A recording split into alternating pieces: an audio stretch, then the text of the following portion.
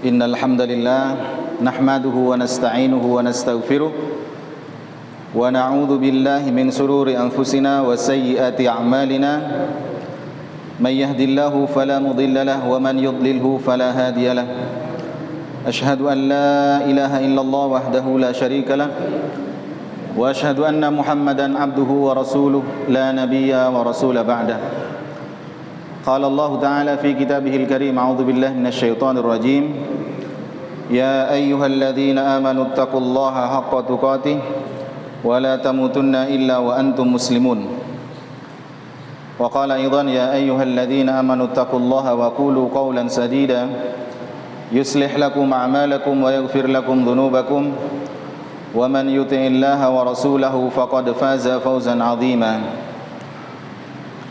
فإن أصدق الحديث كتاب الله وخير الهدي هدي محمد صلى الله عليه وسلم وشر الأمور محدثاتها فإن كل محدثة بدعة وكل بدعة ضلالة وكل ضلالة في النار.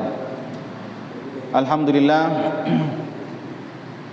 kita bersyukur kepada Allah. Allah masih mempertemukan kita kembali di majlis ilmu ini dalam keadaan sehat, dalam keadaan masih beriman kepada Allah, dan mudah-mudahan kita tetap dikuatkan, ditetapkan keimanan kita di dalam hati sampai kita kembali kepada Allah Subhanahu wa taala. Salawat dan salam semoga senantiasa terlimpahkan kepada Nabi Muhammad sallallahu alaihi wasallam. Para jamaah yang dirahmati oleh Allah Subhanahu wa taala, di pertemuan yang lalu kita membahas di awal kitab atau buku himpunan putusan tarjih dari Muhammadiyah. Di situ dituliskan hadis yang panjang tentang kisahnya Nabi Muhammad sallallahu alaihi wasallam yang didatangi oleh seorang laki-laki. Dan minggu yang lalu, pekan yang lalu, kita mempelajari bahwa memang Rasul sallallahu alaihi wasallam memiliki kebiasaan ketika beliau di rumah, beliau membantu pekerjaan istrinya, beliau membantu pekerjaan rumahnya. Ketika di luar, beliau juga banyak ngobrol bersama sahabat-sahabatnya. Akan tetapi yang diobrolkan adalah obrolan-obrolan yang bermasalah tentang akhirat, permasalahan tentang akhirat. Kemudian yang selanjutnya, kita di pertemuan yang lalu di awal hadis kita membahas tentang adab menuntut ilmu. Adab menuntut ilmu. Dan kita sudah pelajari bagaimana Imam Ahmad, kisahnya diantar oleh ibunya datang ke majelis ilmu, dimandikan sebelum subuh dengan air hangat, dan seterusnya dan seterusnya. Dan kita harus mencontoh bagaimana laki-laki yang datang kepada Nabi Muhammad SAW, yaitu malaikat Jibril yang merubah sebagai manusia, beradab ketika datang kepada Rasul sallallahu alaihi wasallam. Kemudian lanjutan dari hadis tersebut, laki-laki yang duduk di depan Rasul sallallahu alaihi wasallam, yang lututnya ada di hadapan lutut Rasul sallallahu alaihi wasallam, laki-laki ini mengatakan, wa qala ya Muhammad akhbirni anil Islam. Wahai Nabi Muhammad, wahai Muhammad sallallahu alaihi wasallam, kabarkan kepadaku tentang Islam. Faqala Rasul sallallahu alaihi wasallam, maka Rasul sallallahu alaihi wasallam menjawab, al-Islamu an tashhada an la ilaha illallah wa anna Muhammadar Rasulullah wa tuqimas shalah wa tu'tiyaz zakah wa tasuma Ramadan wa tahujjal baita in istata'ta ilaihi sabila. Qala sadaqta, qala fa'ajibna lahu yas'aluhu wa yusaddiquhu. Ketika laki-laki ini bertanya, kabarkan, ceritakan tentang Islam kepadaku, maka Nabi Muhammad SAW mengatakan, Islam itu engkau bersaksi bahwa tidak ada Rabb, tidak ada Tuhan yang berhak diibadahi dengan benar kecuali Allah Subhanahu wa taala, dan Muhammad sebagai utusan Allah. Wa tuqimas shalah, dan mendirikan salat, wa tu'tiyaz zakah, mengeluarkan zakat, wa tasuma Ramadan, dan berpuasa Ramadan, dan wa tahujjal bait, pergi haji ke Baitullah, in istata'ta ilaihi sabila, jika kalian memiliki kemampuan Laki-laki ini mengatakan, "Shadaqta, benar engkau." Qala fa'ajibna lahu yas'aluhu wa yusaddiquhu. Kemudian Umar bin Khattab mengatakan, kami terheran-heran ada orang yang bertanya namun dia yang membenarkan. Yang pertama yang dijelaskan, yang dijawab oleh Rasul sallallahu alaihi wasallam adalah an tashhada an la ilaha illallah wa anna Muhammadar Rasulullah sallallahu alaihi wasallam. Yang pertama adalah dua kalimat syahadat. Syahadat ini sejak kita kecil para jamaah, para bapak-bapak yang dirahmati oleh Allah Subhanahu wa taala. Sejak kita kecil sering kita dari TK, asyhadu an la ilaha illallah sudah diajarkan. Dan ini adalah dasar utama, pondasi. Kalimat syahadat ini dasar sah dan diterimanya semua amal. Bukan hanya diucapkan sebenarnya para jamaah, tapi memahami maknanya. Yang wajib itu bukan hanya mengucapkan, akan tapi mengetahui, meyakini dan mengamalkan konsekuensi kalimat yang agung ini, yaitu kalimat syahadat. Bukan sekedar kemudian kita mengucapkan asyhadu an la ilaha illallah wa anna Muhammadar Rasulullah atau wa asyhadu anna Muhammadar Rasulullah. Tidak. Tapi ada 7 hal yang harus kita lakukan dengan kalimat asyhadu an la ilaha illallah. Yang pertama para jemaah yang dirahmati oleh Allah Subhanahu wa taala, ketika kita sebagai seorang muslim mengucapkan syahadat ini, yang pertama kita harus al-ilmu, mengetahui, mengilmui. Maka Allah Subhanahu wa taala berfirman, fa'lam annahu la ilaha illallah. Fa'lam ini maka ketahuilah, maka ilmuilah, maka fahamilah bahwa tidak ada ilah, tidak ada Tuhan, tidak ada Rabb yang berhak diibadahi dengan benar kecuali Allah Subhanahu wa ta'ala. Yang pertama harus benar-benar tahu kita. Kan anak-anak kecil kita kan belum tahu dulu asyhadu an la ilaha illallah, enggak tahu kita apa maknanya, apa kita enggak faham. Maka Rasul sallallahu alaihi wasallam mengatakan di dalam hadis yang diriwayatkan oleh Imam Muslim, man mata wa huwa ya'lamu annahu la ilaha illallah dakhalal jannah. Bukan sekedar mengqala la ilaha illallah dakhalal jannah, tapi man mata wa huwa ya'lamu, barang siapa yang meninggal dunia dan ia ya'lamu, mengetahui, memahami, mengilmui, annahu, bahwasannya la ilaha illallah, tidak ada sesembahan yang berhak diibadahi dengan benar kecuali Allah, dakhalal jannah, maka dia masuk surga. Jadi yang pertama, ketika kita membaca asyhadu an la ilaha illallah, kita harus tahu, faham dari maksud kalimat asyhadu an la ilaha illallah. La ilaha illallah kita harus tahu. Yang kedua, ketika kita mengucapkan asyhadu an la ilaha illallah, maka yang kedua adalah al-yakin. Kita harus yakin, bukan sekedar wis asyhadu an la ilaha illallah, bukan, tapi harus meyakini betul di dalam hati kita, tidak ada keraguan sedikit pun, kebimbangan dalam hati kita tentang kalimat la ilaha illallah. Mantap sudah dalam hati. Memang benar enggak ada sesembahan selain Allah. Harus yakin. Yang pertama tadi harus faham tentang kalimat la ilaha illallah. Yang kedua harus mantap keyakinannya. Harus yakin betul, tidak ada keraguan.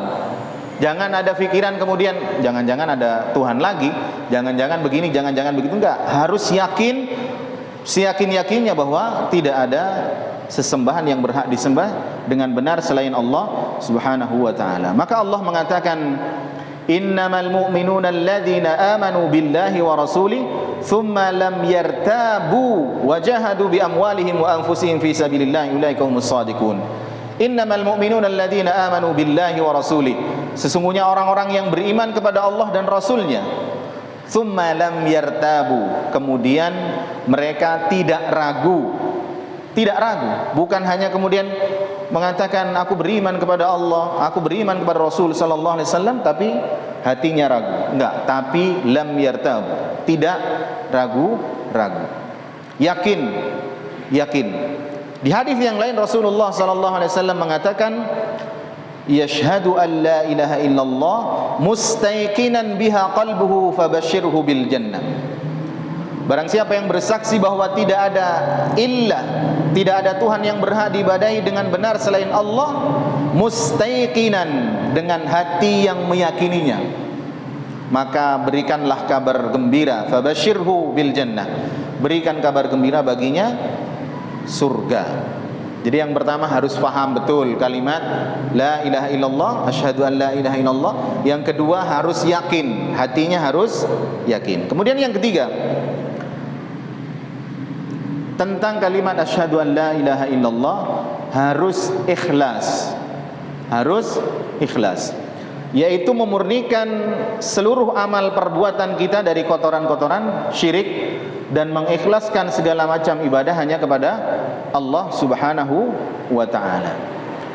Wa ma umiru illa liya'budullah mukhlishina lahuddin.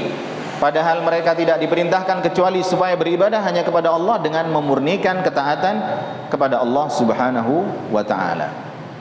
Jadi harus ikhlas ketika kita beramal, mengucapkan asyhadu an la ilaha illallah, dan seluruh amal kita hanya untuk Allah Subhanahu wa ta'ala. Maka Rasulullah SAW pernah mengatakan dalam hadis Bukhari, as'adun nas bi syafaati yaumal qiyamah man qala la ilaha illallah khalisan min qalbihi aw nafsihi.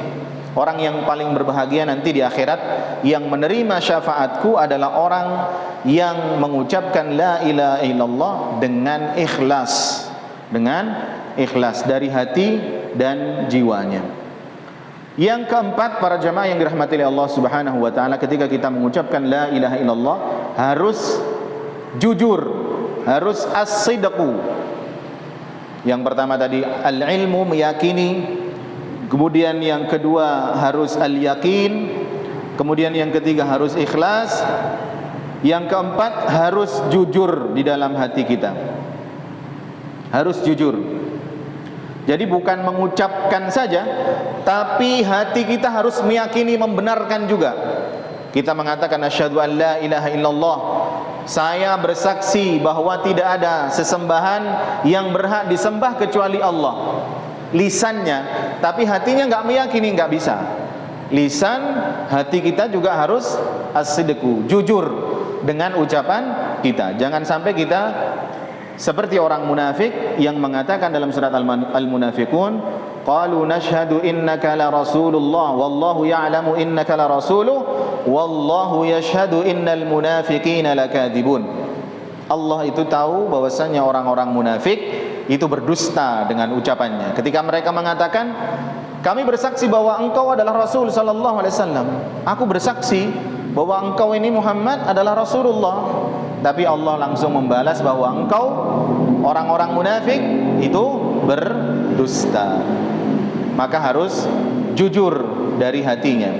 Rasulullah juga bersabda, "Ma min ahadin yashhadu an la ilaha illallah wa anna Muhammadar Rasulullah sidqan min qalbihi illa harramahullahu 'alan nar." Barang siapa yang mengatakan aku bersaksi bahwa tidak ada ilah selain Allah dan aku bersaksi bahwasanya Muhammad adalah utusan Allah, sidqan biqalbi min qalbihi, jujur dari dalam hatinya, illa harramahullahu 'alan nar, maka Allah akan mengharamkan darinya neraka.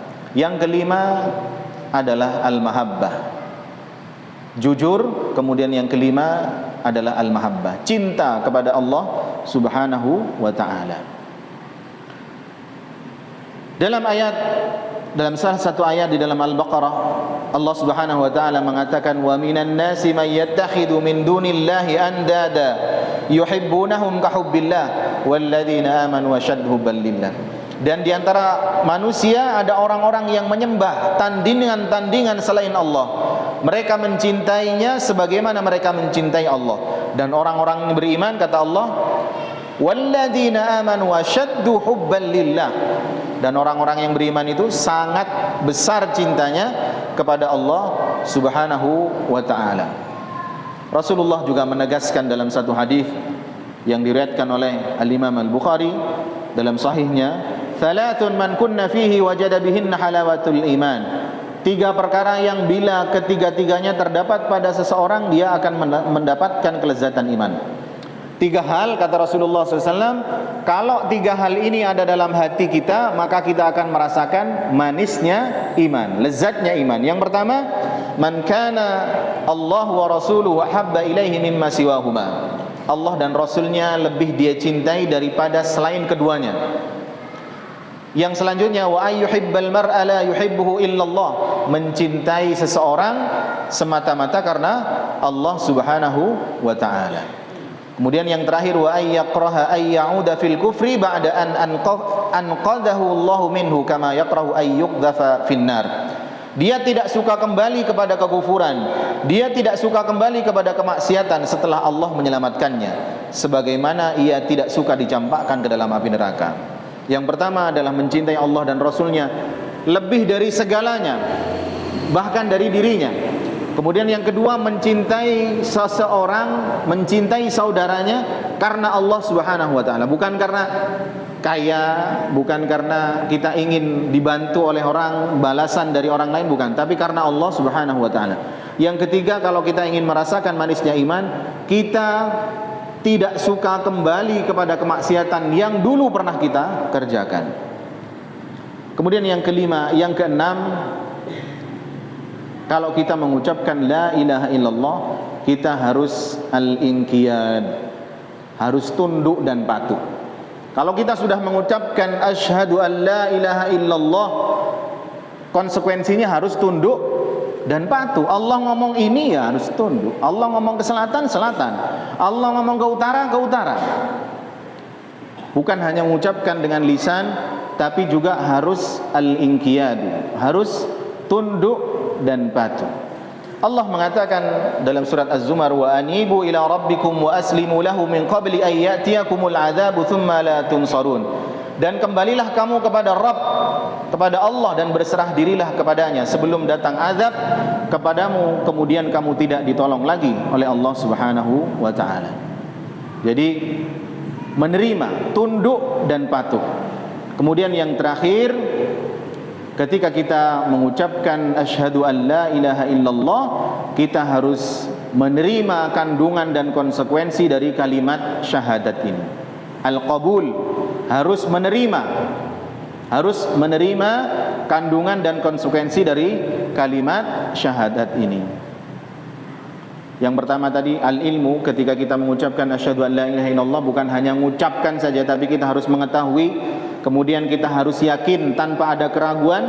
Yang ketiga, kita harus ikhlas. Yang keempat, kita harus jujur. Yang kelima, bukan hanya diucapkan, tapi kita harus cinta kepada Allah dan Rasulnya melebihi segalanya. Kemudian yang keenam adalah al-inqiyadu, tunduk dan patuh. Yang ketujuh adalah al-qabul, menerima kandungan dan konsekuensi dari kalimat la ilaha illallah. La ilaha illallah, la ilaha berarti peniadaan atau penolakan terhadap segala sesembahan selain Allah. Dan lafaz illallah berarti penetapan bahwa segala bentuk ibadah penghambaan kita hanya untuk Allah Subhanahu wa taala.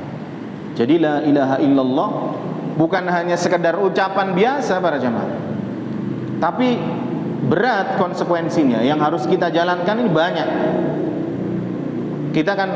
Kita lihat di masyarakat, banyak orang mengatakan asyhadu an la ilaha illallah, banyak KTP-nya juga sudah Islam, tapi dia tidak menerima, tidak tunduk dan patuh terhadap aturan Allah. Allah nyuruh begini, dia langgar. Allah nyuruh salat, dia enggak salat. Allah nyuruh puasa, dia enggak puasa. Allah nyuruh tutup aurat, dia enggak tutup aurat. Ini asyhadu an la ilaha illallahnya kurang sempurna. Harus dijalankan tujuh hal ini.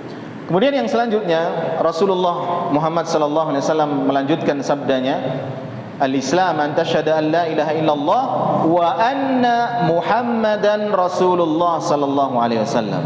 Dan sesungguhnya Muhammad sallallahu alaihi wasallam adalah utusan Allah.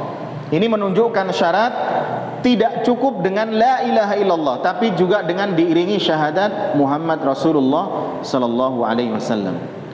Jadi yang pertama tadi harus dilengkapi dengan bersaksi bahwasannya Nabi Muhammad SAW adalah utusan Allah. Kalau ada orang yang bersaksi bahwa aku mengaku bahwa Allah Subhanahu wa taala yang menciptakan, kita harus tunduk dan patuh, kita harus menyembah hanya kepada Allah, tapi kemudian tidak mengakui bahwa Nabi Muhammad SAW adalah Rasul, bahwa Nabi Muhammad SAW adalah utusan, maka batal syahadatnya.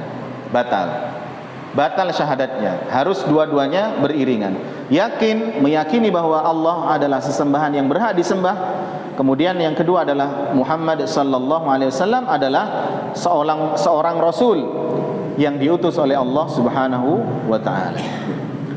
Maka makna syahadat Muhammad Rasulullah sallallahu alaihi wasallam paling tidak ada 4 hal yang harus kita fahami. Yang pertama adalah ta'atuhu fima amara, yaitu mentaati apa-apa yang beliau sallallahu alaihi wasallam perintahkan. Jadi kalau kita mengatakan asyhadu anna Muhammadar Rasulullah, ya kita harus taat. Wong Nabi ini adalah utusan Allah, sebagai penyampai dari firman-firman Allah, kita harus mentaati yang pertama. Kemudian yang kedua, tasdiquhu fima akhbara, membenarkan apa-apa yang beliau sallallahu alaihi wasallam sampaikan. Benar sudah. Jadi urutan ucapan kita ini kalau hidup, ucapan Allah, firman Allah, kemudian sabda Rasul sallallahu alaihi wasallam, baru kemudian ucapan manusia. Kalau ucapan Rasul sallallahu alaihi wasallam mau beliau ngomong, beliau Isra dan Mi'raj, terbang ke langit ketujuh ke Sidratul Muntaha, kita harus yakin. Rasulullah sallallahu alaihi wasallam mengatakan bahwa nanti di hari kiamat begini. Kita harus percaya dengan apa yang beliau bawa, yang beliau sampaikan. Beliau mengatakan bahwa penduduk neraka mayoritas perempuan, ya harus yakin kita membenarkan apa yang diucapkan oleh Rasul sallallahu alaihi wasallam. Kemudian yang ketiga, ijtinabu ma naha anhu wa zajara, menjauhkan diri dari apa-apa yang beliau sallallahu alaihi wasallam larang. Kemudian yang terakhir, alla ya'budallah illa bima syara'a. Yang pertama tadi mentaati, yang kedua membenarkan apa yang diucapkan oleh Rasul sallallahu alaihi wasallam, yang ketiga menjauhi apa yang dilarang oleh Rasul sallallahu alaihi wasallam, dan yang terakhir adalah alla ya'budallah illa bima syara'a, yaitu tidak beribadah kepada Allah melainkan dengan cara yang disyariatkan lewat Rasul sallallahu alaihi wasallam. Kalau kita mengatakan asyhadu anna Muhammadar Rasulullah, bersaksi bahwa Nabi Muhammad sallallahu alaihi wasallam adalah utusan Allah, tapi ibadahnya kita bikin-bikin sendiri, tidak bisa. Konsekuensi kita bersaksi kepada Rasul sallallahu alaihi wasallam adalah kita beribadah menurut apa yang beliau contohkan, menurut apa yang beliau bawa, bukan kita kemudian modifikasi, kita buat-buat ajaran baru yang tidak diajarkan oleh Rasul sallallahu alaihi wasallam. Maka para jamaah yang dirahmati oleh Allah Subhanahu wa taala, kita harus mengikuti, memahami betul makna dua kalimat syahadat tersebut. Dan begitu juga kita nggak boleh berlebih-lebihan. Maka di hadis yang lain mengatakan asyhadu an la ilaha illallah wa asyhadu anna Muhammadan abduhu wa rasul. Kita bersaksi bahwasanya Nabi Muhammad SAW adalah hamba Allah dan beliau juga utusan Allah. Di situ disebutkan bahwa kita harus yakin betul bahwa Nabi Muhammad SAW ini seorang manusia juga. Kita nggak boleh berlebihan sampai minta-minta kepada Rasul. Ya Rasulullah, saya minta ini, minta itu. Kita minta-minta di depan makam Rasulullah SAW, nggak bisa. Abduhu wa rasuluh. Kita nggak boleh berlebih-lebihan dan kita nggak boleh merendahkan, karena memang beliau sallallahu alaihi wasallam adalah seorang Rasulullah sallallahu alaihi wasallam. Maka kita harus bersikap dengan betul terhadap asyhadu an la ilaha illallah wa asyhadu anna Muhammadar Rasulullah. Maka kalau kita lihat di logo Muhammadiyah ini, ya ada syahadat, berat gitu, kalimat yang berat konsekuensinya, dan kalimat yang mendasari semua amal perbuatan kita. Tanpa syahadat kita amal 1 triliun juga nggak akan diterima. Kemudian selanjutnya para jamaah yang dirahmati oleh Allah Subhanahu wa taala, Rasulullah sallallahu alaihi wasallam melanjutkan sabdanya. Yang pertama ketika ditanya oleh laki-laki ini, jelaskan tentang Islam kepadaku, akhbirni anil Islam. Beliau mengatakan anta syahada an la ilaha illallah wa anna Muhammadar Rasulullah wa tuqimas shalah. Yang ketiga adalah apa? mendirikan sholat. Mendirikan sholat. Sholat ini nggak sama para jemaah, nggak sama. Sholat ini nggak sama dengan ibadah-ibadah yang lain. Khusus sholat, mungkin para jemaah pernah membaca hadis di dalam Sahih Bukhari, panjang sekali kisahnya bahwa Rasulullah SAW khusus untuk sholat beliau dipanggil ke langit, ke Sidratul Muntaha. Dari Sidratul Muntaha, bukan lewat malaikat Jibril kemudian disampaikan sholat diwajibkan, enggak, tapi beliau dipanggil. Ketika beliau dipanggil di langit pertama, beliau bertemu dengan Nabi Adam alaihissalam. Di langit kedua bertemu dengan Nabi Yahya. Naik lagi ke langit ketiga, beliau bertemu dengan Nabi Yusuf. Ke langit keempat, beliau bertemu dengan Nabi Idris. Ke langit kelima, beliau bertemu dengan Nabi Harun. Langit keenam bertemu dengan Nabi Musa. Kemudian langit ketujuh bertemu dengan Nabi Ibrahim alaihissalam. Kemudian barulah bertemu dengan Allah, diwajibkan sholat. Kemudian Nabi Muhammad turun. Sholat yang pertama diwajibkan berapa kali para jemaah? 50 kali dalam sehari. Kemudian turun, ketemu Nabi Ibrahim lagi. Kemudian ketemu Nabi Musa. Nyampe ke langit ke-6, Nabi Musa bertanya, "Bima umirta?" Kamu diperintahkan untuk apa? Qala umirtu bi khamsina salatan kulla yaum. Aku diperintahkan untuk salat 50 kali dalam sehari. Inna ummataka la tastati'u khamsina salatan kulla yaum. Wes Muhammad, umatmu tidak akan mampu untuk melaksanakan salat 50 kali dalam sehari. Farji ila rabbika fas'alhu takhfifa li ummatik. Kembali, balik onang langit lagi. Minta keringanan untuk umatmu. Nyampe langit ke-6, balik lagi ke atas, ke Sidratul Muntaha. Minta keringanan kepada Allah, dikurangi 10, tinggal 40. Balik lagi, nyampe ke langit ke-6 ditanya lagi sama Nabi Musa. Diperintahkan berapa kali? 40. Balik minta keringanan sampai tersisa 5 kali. Maka oleh Nabi Musa tetap diperintahkan, wis umatmu akan keberatan nanti, minta keringanan lagi. Maka Rasulullah SAW mengatakan, sa'altu rabbi hatta stahyaitu. Aku minta keringanan kepada Allah sampai aku izin, sampai aku malu. Walakin arda wa usallim. Kemudian aku ridho sudah, dan aku menerima terhadap perintah Allah Subhanahu wa taala yang salat 5 waktu dalam sehari, 5 kali dalam sehari. Maka ditetapkan, diwajibkan untuk salat ini khusus. Nabi Muhammad SAW dipanggil ke langit khusus untuk salat, menunjukkan tingginya perintah salat ini. Kemudian yang kedua, untuk salat ini para jamaah yang dirahmati Allah Subhanahu wa taala, salat ini enggak ada uzur para jamaah. Enggak ada uzur untuk enggak salat. Maka Rasulullah sallallahu alaihi wasallam mengatakan, "Shalli qa'iman fa illam tastati fa qa'idan fa illam tastati fa 'ala janbin." Salatlah kalian dengan berdiri. Kalau enggak bisa dengan duduk, kalau enggak bisa dengan berbaring, dengan isyarat. Enggak bisa.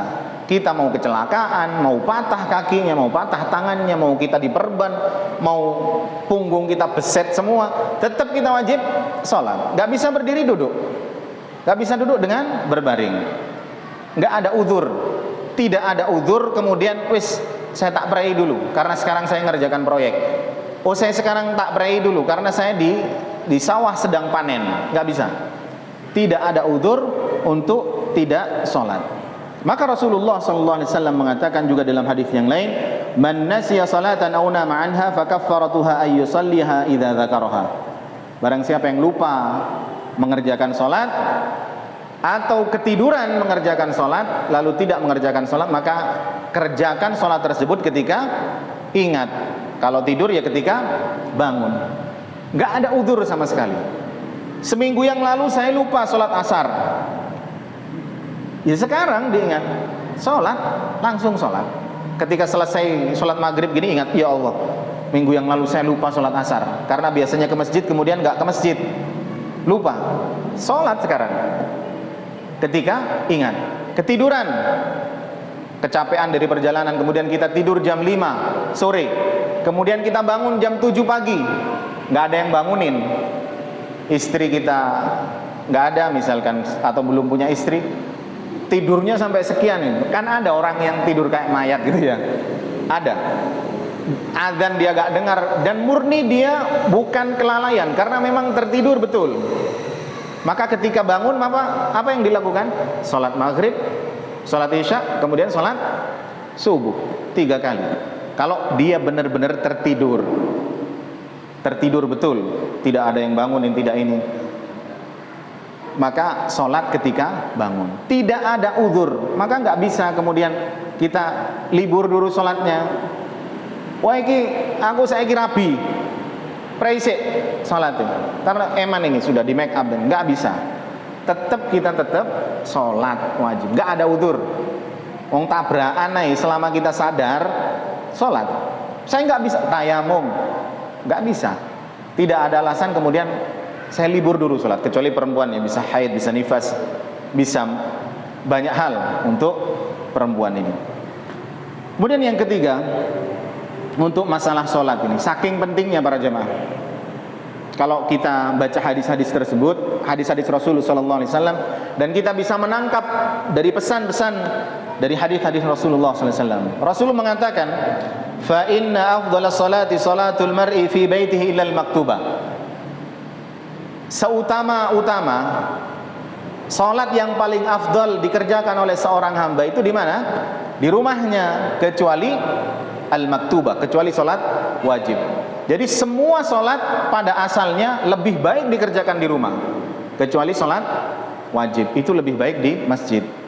Apa pesannya para jamaah? Kalau kita punya keluarga, kalau kita punya anak, kita diperintahkan oleh Rasul sallallahu alaihi wasallam untuk memberikan contoh kepada anak-anak kita.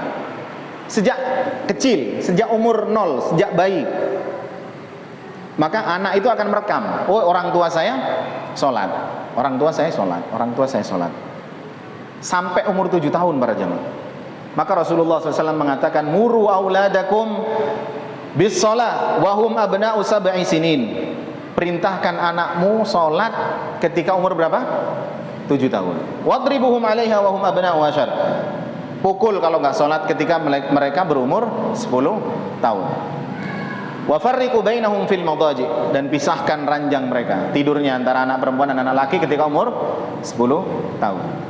Maka para jamaah, untuk sholat ini, kalau kita faham tentang hadis-hadis ini, kita diperintahkan untuk sering-sering sholat sunnah di rumah. 0 sampai umur 7 tahun. 7 tahun 2500 hari kita sholat di rumah. Jadi anak kita itu memorinya melekat. Oh bapakku sholat, oh ibuku sembahyang setiap hari. Dari mulai bayi sampai balita, sampai umur 7 tahun anak kita merekam. Oh sholat, oh bawa sholat itu, oh sholat. Di otaknya itu sholat. 7 tahun kita perintahkan sholat. Maka kita sebagai orang tua, ini kewajiban kita. 3 tahun kita perintahkan, Pak. Saya punya anak-anak kecil 3, yang satu umur 8, yang satu masih umur 7 tahun, yang satu umur 5 tahun. Maka yang untuk umur 8 tahun, umur 7 tahun ini saya perintahkan 5 waktu. Kalau saya nggak ada di rumah, ibunya yang merintahkan. Subuh dibangunkan untuk sholat, duhur diingatkan, sudah sholat apa belum, asar diingatkan, maghrib, isya. 3 tahun, Pak. Setelah anak kita dari usia 0 bayi sampai 7 tahun melihat orang tuanya sholat, dan anak kita tahu bahwa anak adalah peniru terbaik, iya kan? Kita keras, anak kita juga keras. Kita misu-misu, anak kita misu-misu. Kita sering baca Quran, anak kita baca Quran. Peniru terbaik. Lah kalau kita sering mencontohkan sholat di rumah, anak kita akan meniru kita sholat. Kemudian 3 tahun kita perintahkan, Pak, bendino selama 3 tahun. 3 tahun 1000 hari, Pak, kita perintahkan.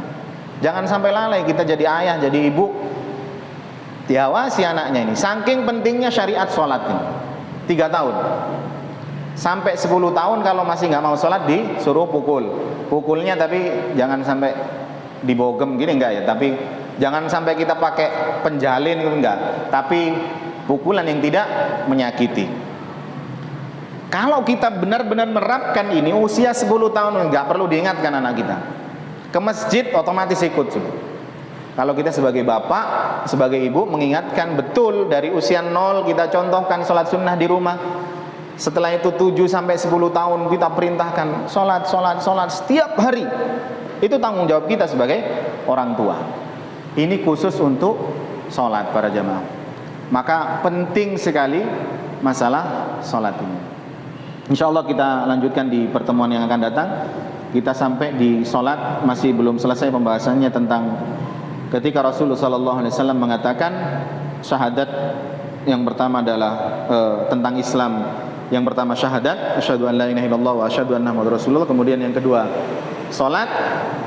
Kita nyampe salat, insyaallah kita lanjutkan di pertemuan yang akan datang. Mudah-mudahan kita menjadi muslim yang benar-benar bisa memahami apa yang dibawa oleh Allah dan Rasulullah sallallahu alaihi wasallam. Bukan sekedar kemudian kita membaca kemudian tidak memahami, bukan kemudian sekedar kita mendengar kemudian tidak mengamalkan. Tidak, mudah-mudahan kita menjadi seorang muslim yang terus belajar tentang agama Islam ini, karena kita jauh dari kata berilmu dibandingkan para ulama-ulama yang terdahulu. Mudah-mudahan kita diberikan istiqomah oleh Allah Subhanahu wa taala dan ilmu yang kita pelajari menjadi ilmu yang bermanfaat, dan kemudian nanti mudah-mudahan kita dikumpulkan di surga Allah Subhanahu wa taala. Subhanakallahumma bihamdika asyhadu an la ilaha illa anta astaghfiruka wa atubu ilaik. Assalamualaikum warahmatullahi wabarakatuh.